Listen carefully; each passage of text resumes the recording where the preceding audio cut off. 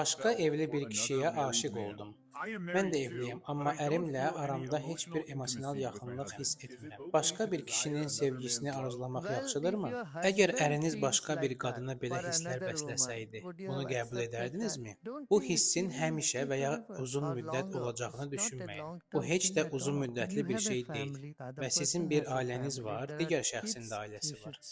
Əgər uşaqlarınız varsa, deməlisiniz: tamam, mən bu əlaqəyə sadiqəm. Bunun ardınca getmək heç vaxt sizi uzağa aparmayacaq. Bəzən bunun üzərində biraz tapas etməlisiniz.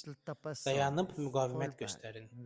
Öz zehninizə baxın. Çox vaxt bir şeyə meyl edirsiniz. O an ona gedirsiniz, amma görürsünüz ki, heç bir cazibə yoxdur. Bütün bu cazibə heç vaxt keçmədən yox olacaq. Amma bu evliliyin quruluşuna çox zərər verəcək. İki ailəyə də ziyan vuracaq.